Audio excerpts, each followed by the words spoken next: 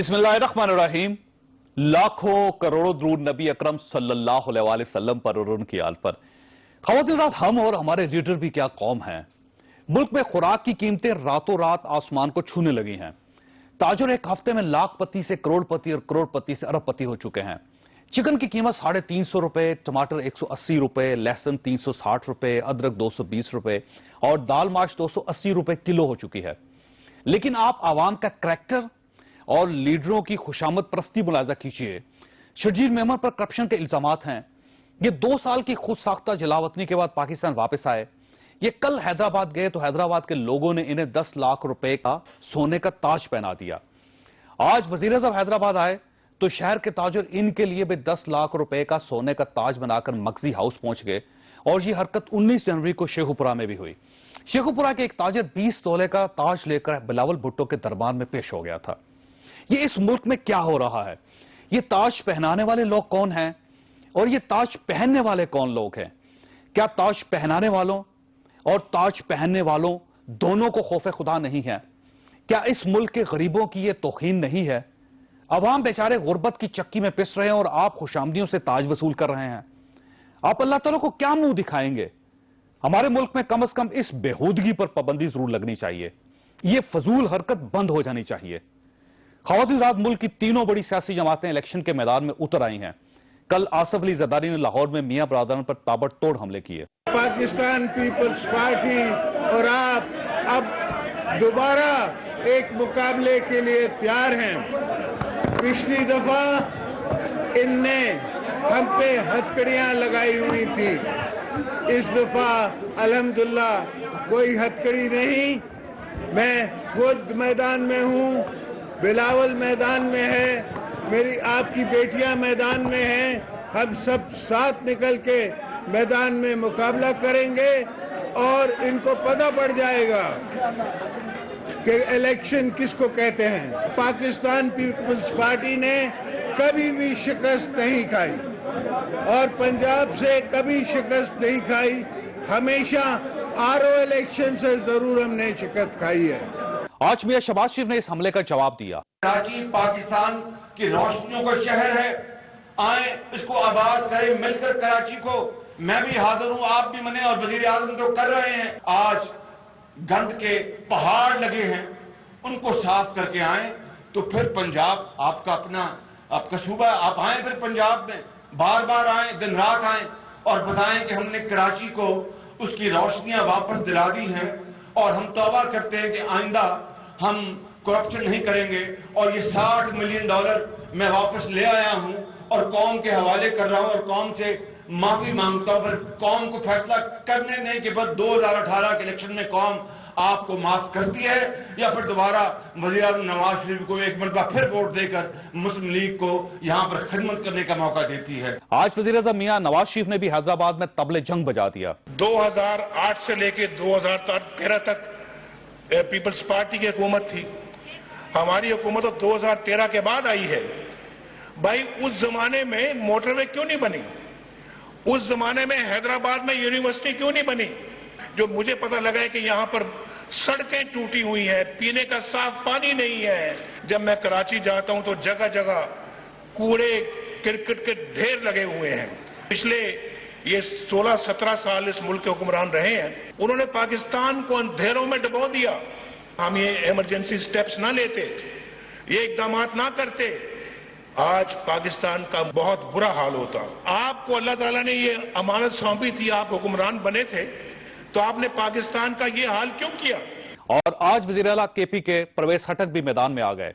क्या इस सूबे की जिम्मेदारी सिर्फ तहरीक इंसाफ और इत्तेहादी हुकूमत की है? बड़े भड़के मारते हो। तुम बताओ, तुमने अपने दौर में हमें ये गन क्यों हवाला किया? ये टूटे फूटे स्कूल, बगैर उस्ताद के स्कूल, जो टूटे फूटे अस्पताल, बगैर दवाई के अस्पताल, वो किसने छोड़े हैं?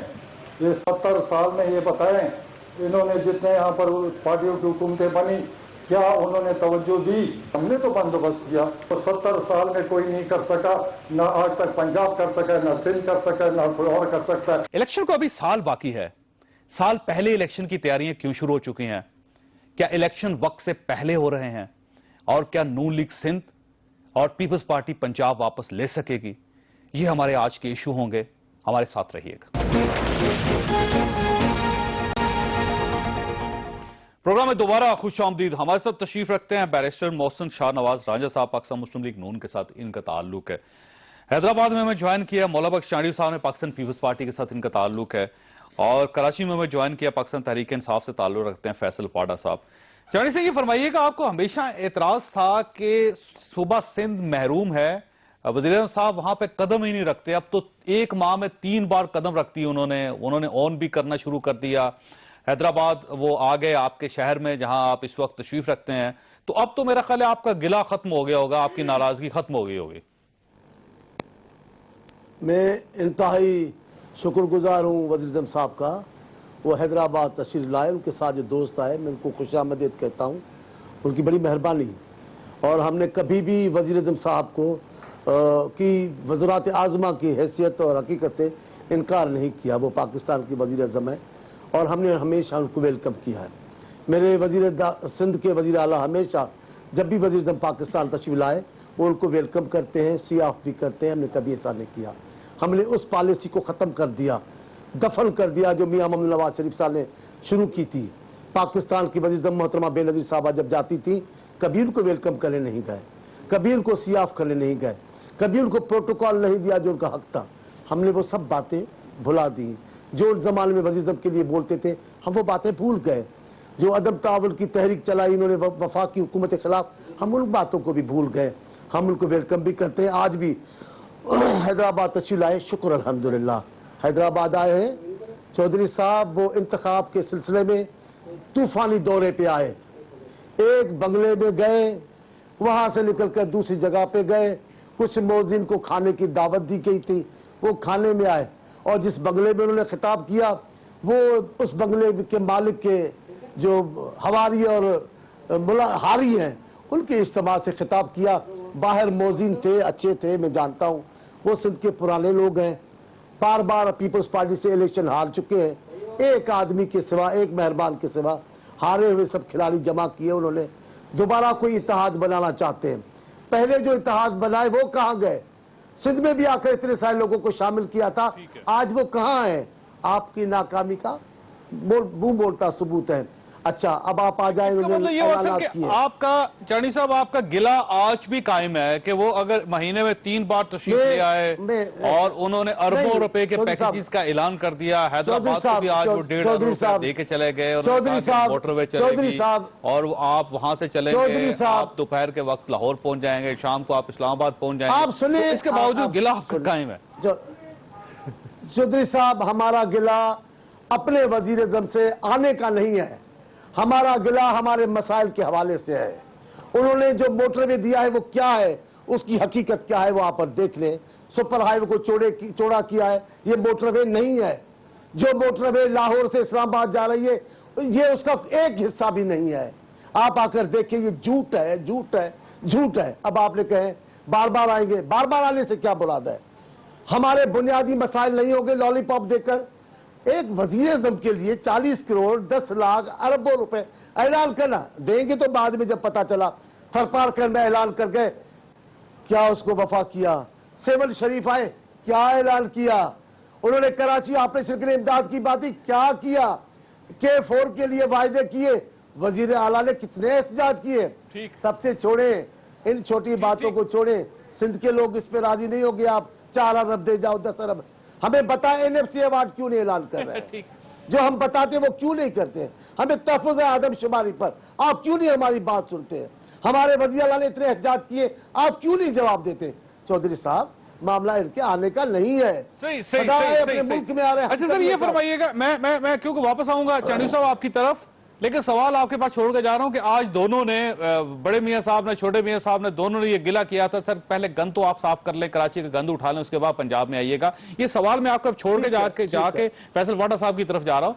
वाडा साहब, ये बताइएगा कि आपकी पार्टी सिर्फ पनामा तक महदूद होगी? यूं महसूस होता है कि जब ये तबले जंग बजा है, पीपल्स पार्टी मैदान में इस वक्त आसिफ अली जरदारी साहब पंजाब में बैठे हैं, बिलावल साहब सिंध में काम कर रहे हैं बहुत, इसी तरह पाकिस्तान मुस्लिम लीग नून पंजाब से बाहर निकल के वो कराची में, सिंध में जाके काम कर रही है। आपकी पार्टी गायब होगी, पस मंजर में चलेगी। यूं महसूस होता है कि दोनों पार्टियों ने आपको आउट कर दिया मैदान से।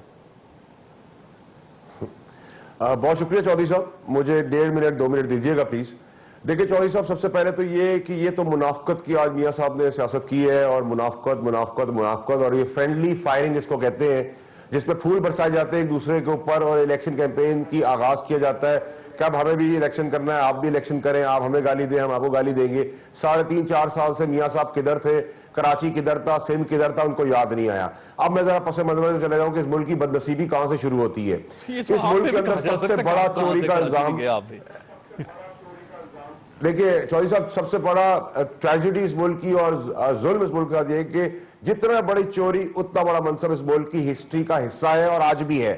आप ले सबसे बड़ी चोरी पनामा की, नवाज शरीफ साहब के ऊपर इल्जाम लगा, उन्होंने कहा हम गधों पे पैसे रख के चले गए, मनी ट्रेल से नावाकफी कर दी और कतरी शहजादे के खत के पीछे छुप गए, वो मुल्क के प्राइम मिनिस्टर हैं। उसके बाद मनी लॉन्ड्रिंग में जिन्होंने एफिडेविट साइन किया, जिस फैमिली ने उसका जिक्र किया और कंफर्म किया कि हमारा नाम यूज किया गया, वो इस मुल्क के फाइनेंस मिनिस्टर है इसाक डार साहब। हक्कानी साहब के स्टेटमेंट के बाद उनको आज गद्दार कहा जा रहा है, उससे पहले वो अमेरिका के एम्बेसडर बन गए, पाकिस्तान सोता रहा। उसके बाद अल्ताफ हुसैन साहब ने गर्दे काटी, हड़तालें की, मुल्क दुश्मनी की, रॉ से बीटी की, आज उनको गद्दार कहा जा रहा है। वो भी सबसे बड़े नजर जरूरत के तहत मुशर्रफ साहब ने भी उनको एम्पावर किया था और उस वक्त भी उनकी जरूरत थी। आज नया ड्रामा हो गया पाकिस्तान है। ये सारी चीजों का जो सवाल आपसे था चौधरी साहब, मेरी सर अर्ज सुन लेना सर, मेरी 1-1.5 मिनट मैंने आपसे रिक्वेस्ट की है। उसके बाद आप आ जाए जी डॉन लीग्स के अंदर, कोर कमांडर साहब ने कहा, सारों ने कहा कि जी मुल्क की सालमियत का मसला है, वो कहां चला गया? डॉन को बंद करने के चक्कर में जिसने खबरी जो था उसको छोड़ दिया है, वो कहां है किसी को नहीं पता। उसामा बिन लादेन की रिपोर्ट है, वो कहां है पता नहीं। उसके बाद आप इस तरह चलते चले जाए, आपको ठीक मॉडल टाउन की है, मॉडल साहब एक सवाल आपसे कुछ नहीं मिलेगा। ये फरमाइएगा कि वज़ीर-ए-आज़म साहब को सिंध आना चाहिए था या नहीं आना चाहिए था? और ये जो दौरे हैं ये क्योंकि यूं महसूस होता है कि इलेक्शन की तैयारी है, इलेक्शन पाकिस्तान पीपल्स पार्टी ने शुरू कर दिया, पाकिस्तान मुस्लिम लीग नून ने शुरू कर दिया, 1 साल पहले शुरू कर दिया, तो सर 1 साल पहले क्यों शुरू हो रहा है? और वज़ीर-ए-आज़म साहब को क्या सिंध जाना चाहिए था? चौधरी साहब, मैंने आपके पहले ही शो स्टार्ट करते साथ ही कहा था कि फ्रेंडली फायरिंग हो रही है, एक दूसरे के ऊपर कीचड़ उबाला जा रहा है, ये इलेक्शन की तैयारी है। वो पंजाब चले गए पीपल्स पार्टी वाले, ये सिंध में आ गए, इन्होंने आज सिंध की सारी चीजों को जिम्मेदारी तय कर दी है पीपल्स पार्टी के ऊपर। देखिए जी, पीपल्स पार्टी की बैड गवर्नेंस, करप्शन के हिस्से अपनी जगह के ऊपर है, लेकिन I hate to say that, मुझे ये नहीं कहना चाहिए लेकिन मेरी मजबूरी में सच बोलना है कि आप पीपल्स पार्टी का पाकिस्तान का सबसे बड़ा इशू है। भुट्टो साहब को आप फांसी दे दे, बीबी को आप शहीद कर दे, दोनों भाई आप उनके शहीद कर दे, मियां को आप जेल में डाल दे 11 साल। उसके बाद आप आ जाए शर्जील के ऊपर, शर्जील साहब अपने मुल्क से खुद ही चले जाते हैं, उसके पीछे उनका एग्जिट कंट्रोल लिस्ट में नाम डालते हैं, उनके खिलाफ केसेस बनाते हैं। जब वो कोर्ट का ऑर्डर लेके आते हैं, कोर्ट का ऑर्डर फाड़ के फेंक देते हैं। हमें फेडरल गवर्नमेंट ये बताती है कि कोर्ट के ऑर्डर को हम ये समझते हैं अगर पनामा का ऑर्डर हमारे लिए ऐसा आया तो हम धज्जियां उड़ा देंगे। ये सारी मैसेजिंग हो रही है, सारा ड्रामा है। 4 साल से नैब ने क्या किया, 4 साल से फेडरल गवर्नमेंट ने क्या किया, सिंध के लिए क्या किया, कराची के लिए क्या किया, सारे ऑपरेशन कर सिंध के ऊपर है। पंजाब में दूध की नहरें बहाई जा रही है, वहां के मिनिस्टर, वहां के प्राइम मिनिस्टर, वहां के वहां की जंगला बस। सर राजा साहब की तरफ आने राजा साहब की तरफ, वैसे ये दोनों पार्टीज आपसे मुतमईन नहीं है। वज़ीर साहब ने हौसला किया, 3.5 साल बाद वो कराची तशरीफ ले गए, सिंध जा रहे हैं, अच्छा कर रहे हैं, वो भी ज़ाहिर पाकिस्तान का हिस्सा था, आपको बहुत पहले जाना चाहिए था। और बार बार आपसे रिक्वेस्ट कर रहे थे कि आप सिंध पे भी उतनी तवज्जो दें जितनी आप पंजाब पे तवज्जो दे रहे हैं, लेकिन आपके जाने से भी कोई मुतमईन नहीं है। पीटीआई का ख्याल ये है कि ये मुकमका है, पीपल्स पार्टी ये कह रही है कि सिर्फ आप आ रहे हैं और वापस जा रहे हैं, आप कर कुछ नहीं रहे। देखिए जी, जहां तक मुकमुका की बात आती है तो पीटीआई तो एमक्यूएम से भी मुकमुका करती नजर आई है हमें माजी में। अगर हम उसको भी मुकमुका कह लें, असेंबली में ये बैठे हुए हैं तो वहां पे पीपल्स पार्टी के साथ भी बैठ जाते हैं, इश्यूज पे इकट्ठे हो जाते हैं, क्या हम उसको भी मुकमुका कह लें? अगर तालिबान के साथ बैठ जाते हैं, उनके दफ्तर खुलाने की बात करते हैं, एक तरफ कोड़ा खट्टा पैसे जवाब देना। नहीं, मैं मुकमुका की बात कर रहा हूं, उनका माजी खोल। अगर मुझे आईना दिखाया जा रहा है तो मैं थोड़ा सा आईना दिखाने की कोशिश तो करूंगा कि जनाब आप भी जरा आईना में चेहरे देख लें कि मुकमुका किसे कहते हैं। पाकिस्तान की अवाम तो देख रही है ना कि जब कराची में इमरान खान साहब जलसा करने जाते हैं और जलसा गाह को भरने के लिए अगर एमक्यूएम के बंदों को बुलाया जाता तो क्या वो सियासी मुकमुका नहीं होता? और फिर उसी एमक्यूएम के खिलाफ आप वहां पे मीडिया ट्रायल शुरू कर देते हैं कि जी एमक्यूएम ये कर रही है, एमक्यूएम वो कर रही है। और अगर मेरे चांडियो साहब का भी बड़ा एहतराम करता हूं, चांडियो साहब ये बात कर रहे हैं कि हम भूल गए, हम वो भी भूल गए जब मियां साहब बेनजीर भुट्टो आया करती थी तो जलसे रुकवाया करते वैसे थे। ये बात कुछ- उनकी दुरुस्त भी है तो चांडिल हम साहब। तो वही चांडियो साहब से कहेंगे कि जो 90 की दहाई की सियासत थी उसके बाद आपने तो आके गवर्नर राज लगा दिया। 2010 और 11 में भी यही होता रहा। आसिफ अली जरदारी वही- साहब लाहौर जाते थे, मियां नवाज शरीफ और मियां शहबाज शरीफ दोनों चले जाते थे लाहौर से। देखें, उससे बड़ी बात है अगर जाते थे तो कोई ना कोई बंदा उनको रिसीव भी करने जाता था, हमारे मिनिस्टर्स भी जाते थे। और अगर हमारे दौर में गवर्नर राज लगाया ना, जरदारी साहब ने गवर्नर राज लगा दिया, इससे बड़ा हमारी जमहूरी हुकूमत को क्या धक्का लगाया जा सकता था कि हमारे मुंतखब वजीर आला को आप कहें कि घर जाके बैठ जाएं, और गवर्नर राज लगा दिया। और उसके बावजूद भी वजीर आजम साहब ने इनकी हुकूमत का धड़न तख्ता नहीं किया, उन्होंने अपना लॉन्ग मार्च गुजरांवाला पे ही मुतालबात पूरे होने के बाद खत्म कर दिया। कोर्ट ने फैसला किया था, कोर्ट ने फैसला कर कोर्ट दिया। का फैसला, और उसके नहीं, बाद जाहिर है नहीं, कोर्ट का फैसला तो बाद में गवर्नर आया राज साहब। लग सकता था ना। कोर्ट का फैसला तो बाद में आया, वो तो जो उन्होंने लॉन्ग मार्च खत्म किया वो तो जरदारी साहब ने जब कहा कि मैं अदलिया बहाल करूंगा, अदालत का फैसला तो बाद में आया। लेकिन हमने फिर भी सियासी इस्तेकाम का, हम चाहते थे कि मुल्क में इस्तेकामत नजर आए, स्टेबिलिटी नजर आए।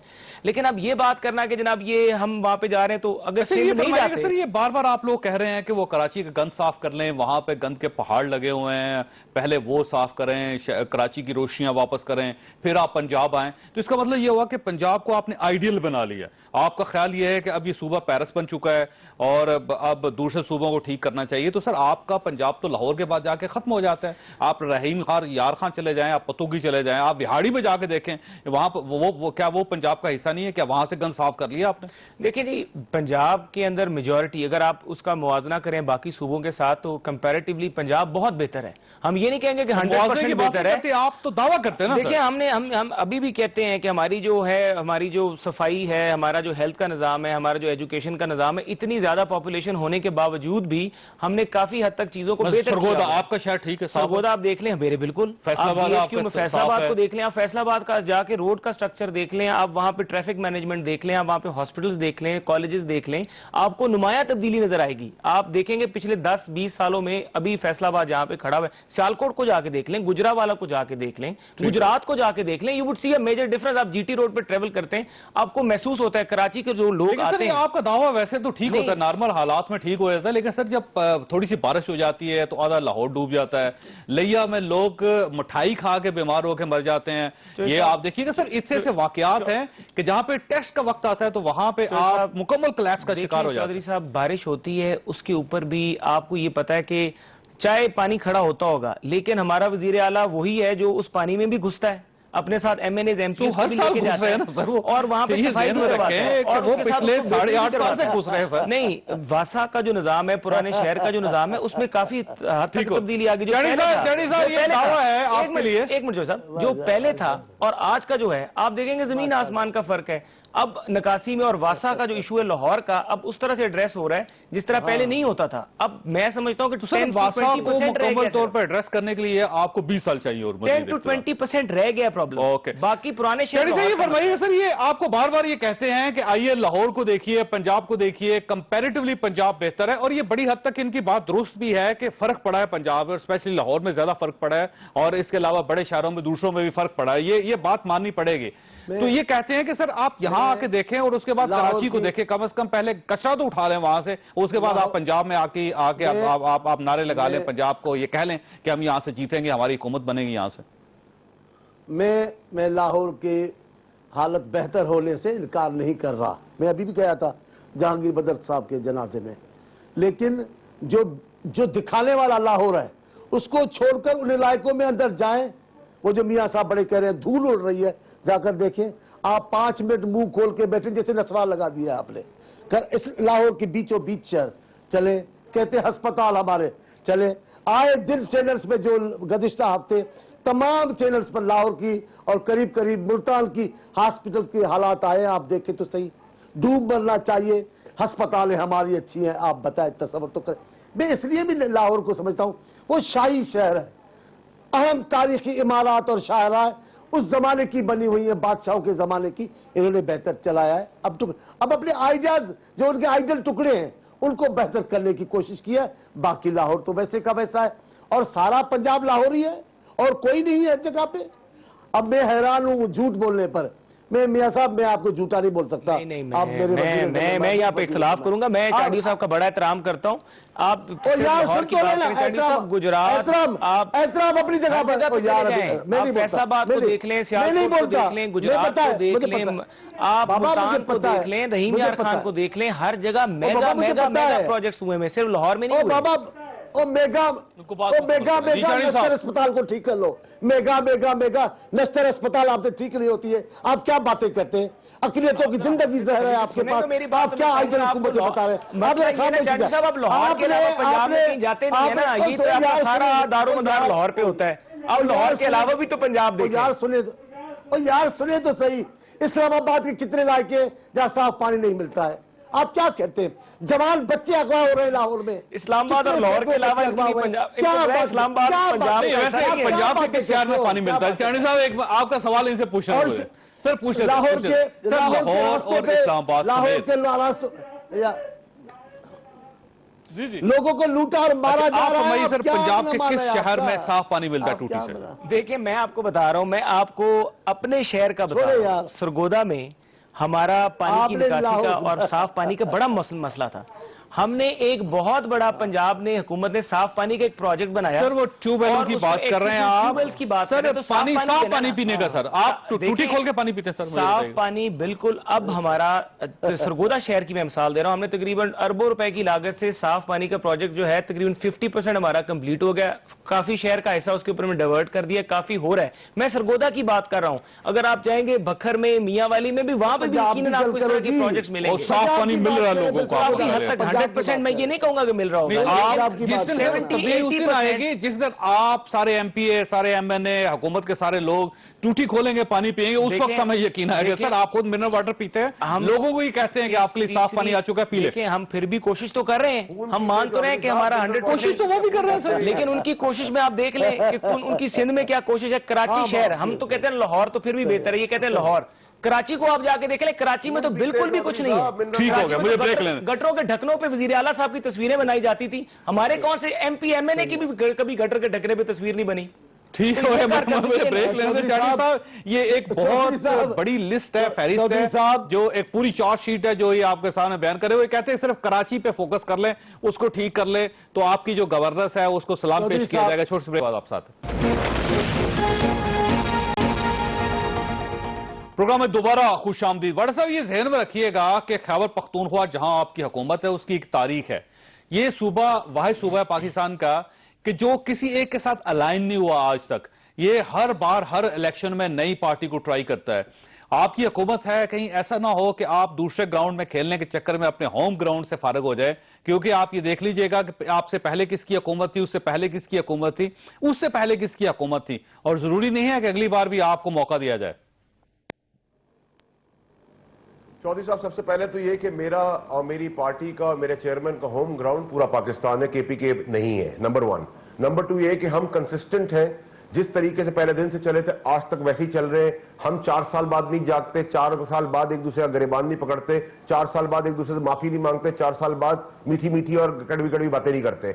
हम जो डे 1 से खड़े हैं, आज आप इश्यूज उठाएं, आज आप करप्शन का उठाएं, तहरीक इंसाफ, आप उठाएं नवाज शरीफ के बड़े स्कैंडल्स का, बड़ी चोरी का, उसको आप मंतकी अंजाम तक पहुंचाने का, तहरीक इंसाफ, अल्ताफ हुसैन की बदमाशी, अल्ताफ हुसैन को बंद कराने थे, ये आपका खाकसार बैठा हुआ है सामने, तहरीक इंसाफ, पानी का मसला, तहरीक इंसाफ, प्रोजेक्ट की मालियत को बिलियंस में कन्वर्ट कर देना, तहरीक इंसाफ। हर इश्यू को तो हम एड्रेस करें। जो आज 2% 3% मोहसिन साहब की पार्टी काम कर भी पा रही है, वो भी हमारी ऑपोजिशन की वजह से। अब आ जाए हम मेन इश्यू के ऊपर। आपको याद होगा सैफुर रहमान साहब के लिए 2018 के इलेक्शन में आप तो क्लीन स्वीप कर देंगे, पूरा पाकिस्तान आपका होगा। चौधरी साहब एक मिनट, चौधरी साहब एक मिनट, सर एक मिनट दे दे। चौधरी साहब, जरदारी साहब से सैफुर रहमान साहब ने पैर पकड़ के माफी मांगी थी और अपने कपड़े भी बदले थे, जो जरदारी साहब ने टेलीविजन पे नहीं बोले। ये अपने इक्तदार के लिए किसी भी वक्त किसी के भी पैर पड़ सकते हैं, किसी की माफी मांग सकते हैं, हर चीज छोड़ने को तैयार है। आज ही शहबाज शरीफ साहब का बयान है कि जरदारी साहब आप कौम से माफी मांग ले, करप्शन छोड़ दे। ओ भाई, इस मुल्क के अंदर रूल ऑफ लॉ है नहीं है।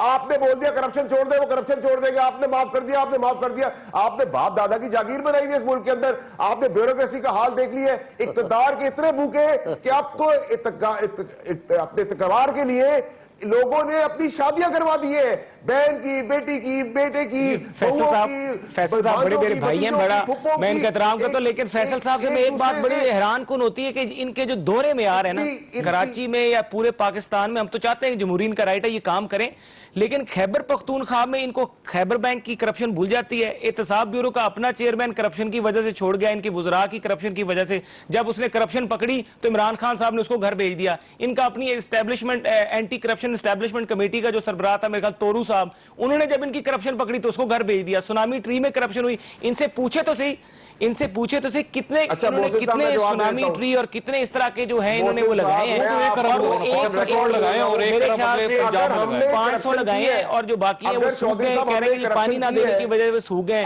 सेहत का इंसाफ की उन्होंने बात की, सेहत का इंसाफ है, मुझे तो नहीं आज तक नजर आया कि खैबर पख्तूनख्वा में कौन सी नुमाया तब्दीली आई है। आज भी बच्चे, फैसल भाई, आज भी बच्चे जो है वो टाटों पे बैठे हुए हैं खैबर पख्तूनख्वा में, आज भी बच्चे बगैर छतों के स्कूलों में पढ़ रहे हैं खैबर पख्तूनख्वा में। क्या आपने इंसाफ दिया है? आज भी खैबर पख्तूनख्वा में पोलियो का रेट, हेपेटाइटिस का रेट, पेशावर में जो गढ़ बन चुका है बीमारियों का, आपने वहां पर हेल्थ रिफॉर्म्स क्या किए हैं? इमरान खान साहब शौकत खानम के लिए तो चंदा इकट्ठा करते हैं, लेकिन अपने सरकारी अस्पतालों में भी तो विजन दें। और आपने अपनी पार्टी की सारी जो भागदौड़ है वो आपने जहांगीर तरीन साहब को संभाली है, जो कि पार्टी है जिसको मर्जी दे भाई, जो कि पूरे का पूरा कमर्शियल ट्रांजिट चला रहे हैं, उनका अपना एक कॉन्सेप्ट है। आपने पंजाब कॉलेज का हाल देखा, उसमें भी हर रोज लाशें गिर रही है, लोग जख्मी हो रहे हैं। गुंडागर्दी बदमाशी तो जितनी आपने फरोग की है, मैं आप देखिए फैसल, आप तो बड़े मैच्योर हैं, आपके हमारे पार्लियामेंट में जो पार्लियामेंट के अरकान असेंबली हैं वो जब गुत्थम गुत्ता होते हैं और थप्पड़ मारने पे चले जाते हैं, चलें बात की जो बात है मैं उसको बिल्कुल नहीं डिफेंड करूंगा, लेकिन अगर आप गुत्थम गुत्ता होते हैं, थप्पड़ मारते हैं, 2 दफा आपके पार्लियामेंट ने पार्लियामेंटेरियन ने पार्लियामेंट में सीनियर पार्लियामेंटेरियन को थप्पड़ मारने की कोशिश की है, अब ये बदमाशी होती है ना। ठीक हो गया चांदी साहब ये फरमाइए कि सर ये जो मेरी बात सुनिए, सत्तारी साहब ने कहा कि 2013 में से मैं फैसला रहूंगा आपकी तरफ, चांदी साहब ये फरमाइएगा करते हैं कि वो आपको चूमेगा, गले लगाएगा। मैं कंडेम करता हूं एक्ट को, लेकिन उससे पीछे बैकग्राउंड बात है सर, ये अफसोसनाक बात है। चांदी साहब ये फरमाइए कि सर ये आसिफ जरदारी साहब ने ये जो कहा था कि 2013 के इलेक्शनों में हमारे हाथों में हथकड़ियां थी और अब वो हथकड़ियां खत्म हो गई हैं, नहीं है, तो सर ये हथकड़ियां कौन सी थी, किसने डाली थी और अब ये खत्म कैसे होगी? सर देखिए, मेरे कायद ने बात की है तो उसका मुकम्मल तौर तो मैं नहीं तबसरा कर सकता, मुझे नहीं उनके जहन में बात क्या है, लेकिन जो बज़ाहिर है आपको याद है ये किसने कहा, कौन सी कुव्वतें थी जिन्होंने कहा फला जमायत को हम इलेक्शन हिस्से में जाने नहीं देंगे, उनको कैंपेन नहीं चलाने देंगे, सवाए नून लीग के, सवाए तहरीक इंसाफ के, किस जमायत को उन्होंने इजाजत दी? इन जमायतों ने उनके लिए जो कुछ किया वो आपको सब पता है, मैं तफसील से अब नहीं जाता। इन्होंने मुस्लिम लीग ने तो टिकट तक दिए, उनके नुमाइंदे तक थे, उनके वज़रा उनकी हिमायत करते थे, हम पर बंदिश थी, हमारे लोग मारे जा रहे थे। आप तालिबान की बात कर रहे हैं सर, कितने लोग मार, तो आपके हाथों में तालिबान ने हथकड़ियां लगाई थी और अब वो खुल गई हैं। बात चौधरी साहब, बात तालिबान की नहीं, ये तो एक साइड है, लेकिन आप खुद देखें जो चीफ जस्टिस साहब थे उस जमाने में वो क्या हमारे एतराज़ात दूर कर रहे थे।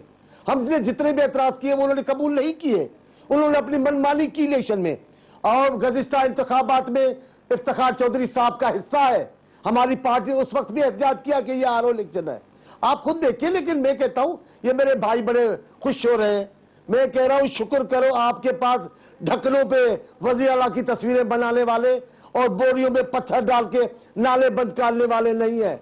अगर वो होते तो आपकी ये बेहतर हुक्मरानी की कलई कब की खुली होती। हमें किन हालात में काम करना पड़ता है सिंध हुकूमत को आपको अंदाजा है।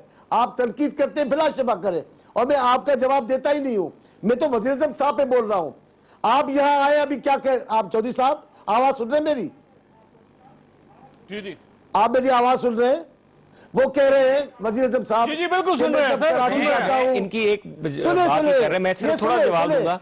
हर बात का कसूर तालिबान, हर बात का इल्जाम तालिबान, करप्शन खुद की, तालिबान ने कहा था करप्शन करो, कारकर्दगी सिफर है, और क्या तालिबान ने भाई कहा आप कारकर्दगी सुने ना तो करो, सियासी अरे यार, बसीरत जीरो है, मैं तो नहीं वो भी बोलता। तालिबान ने कहा था कुछ सियासी बसीरत भी ना लेकर आओ। अपना कसूर सारे का सारा जो है वो तालिबान पे, जी तालिबान ने हमें कैंपेन नहीं करनी दी। भाई पंजाब में आप लोगों ने आपको तालिबान की बुराई जीरो आपकी परफॉर्मेंस थी, केपीके में आपकी क्या परफॉर्मेंस थी, आपके अपने इलेक्टेड प्राइम मिनिस्टर्स हार गए इलेक्शन जिन्होंने अरबों रुपए के काम का है, आपकी जो परफॉर्मेंस थी उसको आपकी करप्शन का जो इल्जाम था, आपके कई ऐसे बंदे जो इलेक्शन जीतते थे वो इलेक्शन हार गए सिर्फ करप्शन की वजह से। जी चाणी साहब जवाब दीजिए। मैं इनका क्या जवाब दूंगा? अब मैं इनके वजीर आज़म साहब की बात करता हूं, इनकी क्या बात करूं? अभी इन्होंने कहा है मैं कराची जाता हूं, सड़कें टूटी फूटी है, मिट्टी उड़ रही है। मैं कह रहा हूं वजीर आज़म साहब से, मुझे पता है आप झूठ नहीं बोलते, कसम खाएं आप प्रोटोकॉल से निकलकर, गवर्नर हाउस से निकलकर किस इलाके में जाते हो कि आपने सड़कें देखी है? किस इलाके में जाते हैं आपको मिट्टी लगती है? इतना बड़ा कौम के साथ आप धोखा करते, झूठ बोलते। मैं इनसे एक चीज पूछता हूं, अपने हाथ में ये आप मौला बख्श साहब अपने दिल पे हाथ रख के कहते हैं। चांडियो साहब मैं एक बात पूछता हूं, आप खामोश, चांडियो साहब दिल पे हाथ रख के बता दें कि जब आप लाहौर एयरपोर्ट पे लैंड करते हैं, दिल की बात यार सच बोलिएगा, पाकिस्तान की आवाम सच चाहती है आपसे, दिल पे हाथ रख के बताएं जब कराची एयरपोर्ट से लाहौर एयरपोर्ट पे लैंड करते हैं तो वाकई आपका दिल ये चाहता है ना कि हमारी तारीफ करें, हमारी हुकूमत की कारकर्दगी की तारीफ करें, आपको तब्दीली नजर आती है? मेरी बात सुन, आपको खाली एक फर्क महसूस होता है एक एयरपोर्ट से दूसरे एयरपोर्ट, बड़ा साफ फर्क महसूस होता है। चाणी साहब आपको फर्क महसूस होता है? यार आप जरा सुन तो ले मेरी बात। अब आप जिस जहां की जगह बताते हैं, मैं आपसे कह रहा हूं चौधरी साहब, मैं आपको कहता हूं आप अपनी टीम भेजें, थर पार करके रास्ते देखें, जब तारीख में कोई रास्ता नहीं बनता था टीलों के बीच में आचल के वहां देखे। मैं कहता हूं हैदराबाद आ जाए, आज हैदराबाद के हिस्से को देखे। मैं कहता हूं सिंध के कई शहरों में जाए, आपको हम बताते हैं। आप मखसूस इलाकों को लेकर बैठ जाते हैं, कहां से झूठी फिगर लेकर आए हो, 90 अरब, 900 अरब, तो बता दें, आपने सिर्फ सरपारकर का एक नाम बताया, 8-10 शहरों का नाम तो बता दें जहां पे कोई मेगा प्रोजेक्ट आपने किए हैं। सुन जवाब मांग रहा हूं, सरकार आपसे एक सवाल किया है, मैं बता रहा हूं, सुन तो ले, मैं बता रहा हूं, सुने, ब्रेक लेने दे, मैं सुना, मैं ब्रेक लेने दे, सुने, मैं ब्रेक लेने दे, बाद में आपसे पूछूंगा कि वो शहरों के नाम बताए जहां के हालात तब्दील हुए, और पूछूंगा कि लाड़काना इनका भुट्टो का शहर, वही जो है वही एक मिसाल बना पड़ा है। ठीक होगी, ठीक है, एक छोटे ब्रेक के बाद आपसे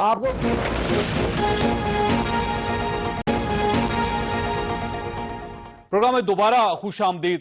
चाणी से ये फरमाइएगा सर, ये जो एक क्लेम किया जाता है पूरे पाकिस्तान में, केपीके में पीटीआई ये कहती है कि हमने बहुत चीजें तब्दील कर दी हैं, और जब वहां पे जाके देखते तो खास कोई तब्दीली नहीं आई होती। पंजाब बार बार ये कह रहा है कि आप पंजाब आकर देखें, हमारे शहर देखें, लाहौर को देखें, रावलपिंडी को देखें, आप सरगोदा को देखें, सियालकोट को देखें, हमने बदल दी है सारी चीजें। इसी तरह आप ये कह रहे हैं कि हमने सिंध में बहुत कुछ तब्दील कर दिया है, लेकिन जब ये नाम पूछा जाता है कि किस शहर में कौन सा प्रोजेक्ट क्या कमाल कर दिया है, तो नाम ना इनके पास होते हैं, ना आपके पास होते हैं, ना उनके पास होते हैं। सर मैं आपसे कहता हूं चौधरी साहब, जितने भी दरियाए सिंध पे पुल हैं, वो एक या दो पुल अंग्रेजों के कारनामे हैं, उसके बाद कभी नहीं। फिर एक बैराज है जो पाकिस्तान के बाद बना है। हमारे दौर में दरियाए सिंध पे कितनी पुलें बनी है, यही हमारी गर्दन को ऊंचा करने के लिए काफी है। पूरी सिंध जानती है, पूरा दुनिया को पता है दरियाए सिंध पे पुल बनने की मानी क्या होती है। आज जो शाहराहों की जाल बिछाए गए मुख्तलिफ इलाकों में, वो मैं आपको बता सकता हूँ, वो हमारे लिए काफी है। फिर आप थरपारकर में जहां बच्चों का मामला था, वहां जाकर अस्पतालों का मामला देखे किस अंदाज से काम किया गया, हमारे लिए काफी है। मैं बहुत सारी सिंध की बता सकता हूं, लेकिन एक बात और भी कहता हूं, पाकिस्तान की तारीख में, हमारी हुकूमत में तारीख कानून साजी हुई है। पाकिस्तान के हर तबके के लिए कानून साजी हमारे जमाने में हुई है। यूसुफ गिलानी साहब, 18वीं तरमीम जो ना आपका बहुत बड़ा कारनामा है। और फिर सुनिए, उसके अलावा चौधरी साहब उसके अलावा खवातीन के लिए कानून साजी, बच्चों के लिए कानून साजी, खवातीन की हिरासमेंट के लिए कानून साजी, मजदूरों को अपने हुकूक देने के लिए कानून साजी। हिंदू मैरिज बिल सर आपके पास की एसेंस है, वो भी आपका बड़ा कारनामा है। हमारे कारनामे आईनी और कानूनी लिहाज से बहुत आगे हैं। हमारे जो लेजिस्लेशन वर्क है ना, उससे पाकिस्तान की आवाम जो है ना, वो कहती है अच्छा काम कर रहे हैं आप, हमारे हमें तहफ़्फ़ुज़ दे रहे हैं कानूनी, लेकिन वो चाहते हैं कि हमें सड़कों में, गलियों में, अस्पतालों में, आप तो बात ना करें, तब्दीली नजर आए, आप तो बात ना करें, आप तो पढ़े लिखे नजर आए, गर्द और घटा ना उड़ रहा हो। अब देखिए इनका वहां पे क्या मसला है, इन्होंने सिंध हुकूमत हुकूमत का जिस कचरा भी मुल्क मलिक में रियाज कानून साफ कर साजी रहा नहीं है, है। उस सिंध मुल्क की हुकूमत तरक्की में क्या जो है, पुलें इससे बना रहा है, पता मेरे मुझे। ख्याल से काफी पुलें भी मलिक रियाज ने शायद बना दी हूं।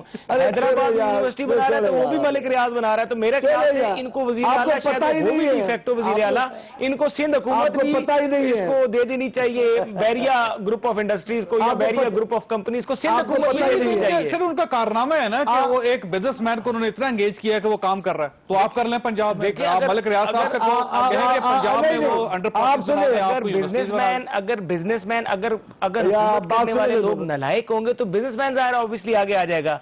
ये बिजनेसमैन का काम नहीं है, बिजनेसमैन का काम है बिजनेस करना। उनको आवाम को अगर काम देना, सुनिए, देखिए सुनिए। टैक्स हम लोगों से कलेक्ट कर रहे और सुनिए हैं, तो मालिया सही। इकट्ठा कर रहे हैं, हम- सारी टैक्सेशन करके अगर पुल्ले सुनिए बनानी तो है सही। बिजनेसमैन ने, तो हमने जो टैक्स इकट्ठा किया वो हमने और करप्शन सुनिए करने तो के लिए सही। किया है, और खाने के सुनिए- लिए किया है, अपने और जी, खर्चात सुनिए के लिए तो किया सही। है, What is that? आवाम पे What is that? लगाने के लिए किया है। जी जी जी जी जी वैसे सर ये फरमाइए सर, ये तो दोनों पार्टीज के दरमियान मुकाबला नहीं, पहले सुन ले। 2018 के पहले इलेक्शन होगा तो दो पार्टीज के दरमियान होगा, जवाब रास्तों का तो सुन होगा, ले। सड़कों का होगा, कानून साजी का होगा। सर आपके पास क्या है सर? चौधरी साहब, मैं मोहसिन साहब से रिक्वेस्ट करूंगा कि इन्होंने तो बता दिया कि चांडियो साहब के सारे काम बहरिया वाले कर रहे हैं। चांडियो साहब से बोले, वो बहरिया को इतना बुरा भला कह रहे हैं, वन हाइट पार्क प्लेस भी तो बहरिया साहब ने खरीदा है, मलिक साहब ने, वो भी तो इनकी मदद कर रहे हैं। सबसे बड़ी मदद उनकी इनकी की है। चांडियो साहब को क्यों ताना दे रहे हैं? मुझे चांडियो साहब का जवाब देना पड़ा है। मोहसिन भाई चेक तो करें, वरना मैं कागजात आपको दिखा दूं। मलिक साहब का शुक्रिया तो अदा करें। आप जवाब दे वो मलिक रियाज साहब का जो प्यारा था ना फैसल वाडा साहब, वो जो क्रिकेट मैच आप देखने गए थे, वो किसके जहाज पे गए थे इंडिया? तो मदद तो वो आपकी भी गाय बगाए करते हैं। अच्छी बात है, बिजनेसमैन है, सारी पार्टी का ख्याल मेरा रखते ख्याल हैं। है सारी हुकूमतें मिल के उनके हवाले हुकूमत करते हैं। नहीं, ये हमारा तो बिल्कुल नहीं है। ये सारा का सारा इशू, ये जो तोहमत, या मैं समझता हूं कि ये बैड परफॉर्मेंस है। कारोबारी बंदे का काम नहीं है हुकूमतें चलाना। हुकूमतें चलाना चौधरी साहब हमारा काम है। हम लोगों के नुमाइंदे हैं, हम लोगों की बात करते हैं कि हम चौधरी साहब, हम अपनी चौधरी साहब, चौधरी साहब, जिस तरह जहांगीर तरीन साहब चौधरी को साहब, फैसल वाडा साहब ने अपनी पार्टी दे दी है, अब वो पार्टी भी जो है वो भी बिजनेस वेंचर बन गई है। जहांगीर तरीन साहब ने जो जहान के बिजनेसमैन थे, जो पार्टी फंड इकट्ठा दे देते थे, बात उनकी करना फंडिंग करते हैं अब सारा। मैं कह रहा हूं, ये एतराफ कर रहे हैं, हम बिजनेसमैन से काम ले रहे हैं, चले कोई बात नहीं। आप बिजनेसमैन को मुल्क बेच रहे हैं।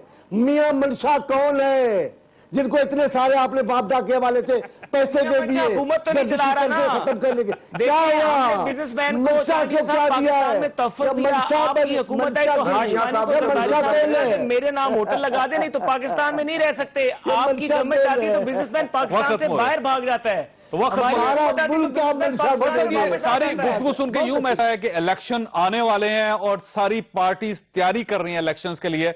अब ये मालूम नहीं है कि इलेक्शन 2017 में होंगे या 2018 में होंगे, लेकिन तैयारी हर तरफ से हो रही है। अल्लाह ताला आप और आपके अहले खाना को किसी मुसीबत से महफूज रखे। अल्लाह हाफिज।